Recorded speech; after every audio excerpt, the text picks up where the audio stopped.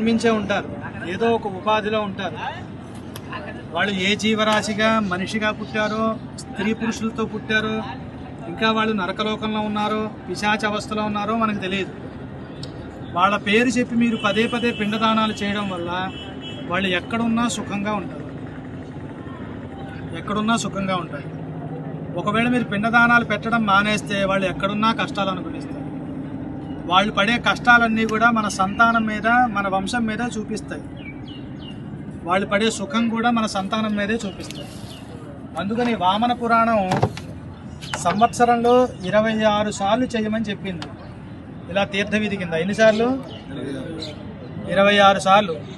పనిగట్టుకుని మనీ 26 సార్లు చేయమంది. కనీసంలో కనీసం మహాళయ అమావాస్య రోజున, పుష్కరాలు వచ్చినప్పుడు, సూర్యగ్రహణము, చంద్రగ్రహణము వచ్చినప్పుడు, ఇలా మీరు అనుకోకుండా కాశీ లాంటి మహాపుణ్యక్షేత్రాలు వెళ్ళినప్పుడు, అలాగే సంక్రాంతి రోజున ఖచ్చితంగా చేయమని చెప్తాడు పిండదానాలు. మీరు ఇలా ఎన్నిసార్లు పిండదానం చేస్తే వాళ్ళు అంత సుఖపడతారు. వాళ్ళ సుఖం మన మీద అమృత వర్షం కింద కురుస్తుందన్నమాట. మనం పడే అన్ని కష్టాలకి గల కారణం మన పూర్వజన్మలో పిల్లలు మనకి పిండాలు పెట్టకపోవడం. మనం పడే సుఖాలన్నిటికి గల కారణం వాళ్ళు మనకి సర్వదా పిండదానాలు చేయడం వల్లే జరుగుతుంది. పురుషుడు ఖచ్చితంగా దేవతార్చన చెయ్యాలి. అనగా ఎంత పనున్నా పొద్దుటే లేచి ఇంట్లో దీపారాధన చేసి ఇంట్లో ఉన్న ఈశ్వరుడికి నైవేద్యం పెట్టి అప్పుడు మిగతా పనులు చూసుకోవాలి. ఇంట్లో ఖచ్చితంగా శివలింగం ఉండాలి. శివలింగం లేనటువంటి ఇల్లు ఏదైతే ఉందో అది శ్మశానంతో సమానం. ఆ ఇంట్లో వండుకు తినే పదార్థాలన్నీ అశుద్ధంతో సమానమైనవి. నేను చెప్పాల, బ్రహ్మాండ పురాణం చెప్పింది. ఇంట్లో శివలింగం ఉండకూడదు అన్న అపోహ, అవన్నీ అబద్ధపు మాటలు. శివలింగం ఇంట్లో ఖచ్చితంగా తీసుకుని పెట్టుకోవాలి. స్ఫటికలింగం అయితే మంచిది, బంగారలింగం అయితే చెప్పక్కర్లేదు, వెండి లింగం చాలా మంచిది, అలాగే రాతిలింగం, ఏదైనా ఒక శివలింగం. అలాగే శాలగ్రామాలు కూడా ఇంట్లో పెట్టుకోవచ్చు. అందుకే ఉత్తరాదిలో ప్రతి ఇంటిలో ఖచ్చితంగా ఇంత పెద్ద పెద్ద శివలింగాలు ఉంటాయి. ప్రతి ఇంట్లో చూడండి పెద్ద పెద్ద శివలింగాలు ఉంటాయి. శివారాధన చేయకుండా పురుషుడు జీవిస్తున్నాడు అంటే వాడు నడుస్తున్నటువంటి శవంతో సమానం అని చెప్పి నేను చెప్పలే, రామాయణం చెప్పి. అందుకు ఖచ్చితంగా శివారాధన పురుషుడు ఇంట్లో చేసిన తర్వాత మాత్రమే గుమ్మం కదలాలి. సరే మాకు పనులు ఉంటాయండి, సంపాదనకు పోతాం కదా, ఇంట్లో ఆడవారు చేసేస్తారంటే వాళ్ళకి అర్హత లేదు. ఆడవాళ్ళు శివారాధన చెయ్యకూడదని కాదు, భర్త ఉండగా చెయ్యక్కర్లేదని అర్థం అన్నమాట. ఆడవారు శివారాధన చేయకూడదని శాస్త్రంలో ఏం లేదు. వాళ్ళు శివారాధన చేయొచ్చు మీరు వెళ్ళిపోయిన తర్వాత. కానీ స్త్రీలు వివాహం అయిన తర్వాత సర్వదా భర్తను చూసుకుంటే చాలు. భర్తకి ఆవిడ మంచినీళ్ళు ఇచ్చింది, ఈశ్వరుడికి దాహం తీరుతుంది. భర్తకి అన్నం పెట్టింది, ఈశ్వరుడికి ఆ నైవేద్యం పెట్టేసినట్టే. భర్తకి టిఫిన్ పెట్టింది, భర్త కాళ్ళు పట్టుకుని నొక్కింది, మహావిష్ణువు యొక్క పాదాలు నొక్కినంత పుణ్య ఫలితం ఈశ్వరుడు ఖాతాలో వేసేస్తాడు.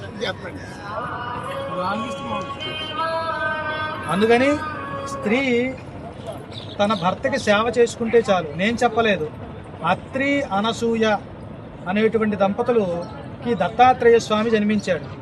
ఒకానొక సందర్భంలో రాముడు సీతాదేవి పతివ్రతా శిరోమణి. అలాగని ఆవిడేం పూజలేం చేయదు సుమా, ఆవిడేం గంగ స్నానాలు ఏం చేయదు.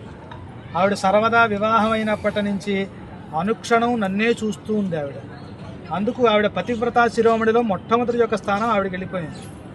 ఒకసారి ప్రపంచమంతా క్షామం వస్తే కనీసం గడ్డి పోచు కూడా మొలకపోతే ఆ అనసూయ ఎక్కడైతే అడుగు పెట్టిందో అక్కడ మొక్కలు మొలవడం మొదలెట్టాయి. ఎండిపోయిన మొక్కను ముట్టుకుంటే అది ఫలవృక్షాలు ఇచ్చేది, ధాన్యాన్ని ఇచ్చేవి. ఆ అనసూయకి అంతటి పుణ్యం రావడానికి గల కారణం, అంత శక్తి రావడానికి గల కారణం కేవలం పతి సేవ చేసింది కాబట్టి. వివాహమైన తర్వాత ఏ స్త్రీ తలస్నానం చేయక్కర్లా, ఏ స్త్రీ గంగా స్నానం చేయక్కర్లా, ఏ స్త్రీ దేవుడికి దండం పెట్టక్కర్లా, ఏ స్త్రీ ఎక్కడికి వెళ్ళక్కర్లా. భర్తని కనురెప్పలా చూసుకుంటే చాలు. ఆవిడికి సర్వశక్తులు ఆవిడ వశం అయిపోతాయి, ఇంకేం అక్కర్లేదు. పురుషుడు మాత్రం అలా చేస్తే కుదరదు. నా భార్య కాళ్ళ పాదాలను నొక్కుతానంటే అక్కడి నుంచి మొదలవుతుంది ఆయన దరిద్రం. ఇంటిలో పట్టుకుని చీపురు పట్టుకుని ఊడుస్తానంటే మొట్టమొదటి దరిద్రం అక్కడి నుంచి మొదలవుతుంది. ఇంట్లో బోకులు కడుగుతానంటే దానంత దరిద్రం ఇంకొకటి లేదు. ఇంట్లో మాసిన బట్టలు కడుగుతానంటే దానంత దరిద్రం ఇంకొకటి లేదు. పురుషుడు కుటుంబం మోయడం కోసం బయటికి వెళ్ళి పాకీ పని చేసినా పర్వాలేదు, కానీ భార్య ఆరోగ్యంగా ఉండగా ఇంట్లో ఉండగా పురుషుడు అవన్నీ ముట్టుకోవడానికి వీలు. పురుషుడు కేవలం ఈశ్వరారాధన మాత్రమే చేయమని చెప్తుంది.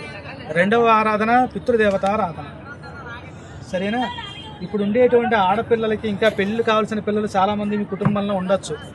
వాళ్ళకి ఇవన్నీ చెప్పి పంపండి. తల్లి తండ్రిని బాగా చూసుకుంటూ ఉంటే పిల్లలు అది చూసే ఆడపిల్లలు తన భర్తకు కూడా అలాగే చేస్తూ ఉంటారు. కాదంటారా? అందుకు ఎప్పుడూ కూడా పొరపాటును కూడా భర్తని నువ్వు అన్నా పాపమే. ఆవిడ ఈశ్వరుడే ప్రత్యక్షమయ్యి నాకు సేవ చెయ్యి అంటే నువ్వు కాసేపు కూర్చొని ఆయన ముందు మా ఆయనకి అన్నం పెట్టాలి, ఆకలితో వస్తాడు, ఆయనకి పెట్టిన తర్వాత నీ సంగతి చూస్తాను అని చెప్పచ్చు ఆవిడ ధైర్యంగా. ఈశ్వరారాధన ఏం చేయక్కర్లేదు, తన భర్తను చూసుకుంటే చాలు. ఆవిడ అలా చూసుకుంటే సర్వశక్తులు ఆవిడ వశమవుతాయి. పురుషుడు చేయవలసింది సర్వదా ఈశ్వరారాధన లేదా విష్ణు ఆరాధన. మీకు ఏ దైవం ప్రీతికరమైతే ఆ దైవానికి ఆరాధన. కానీ సంవత్సరంలో మాత్రం ఎన్నిసార్లు అయినా పితృదేవతారాధన తప్పకుండా చేయాల్సిందే మీరు. సరేనా? దండం పెట్టుకోండి. స్వస్తి ప్రజా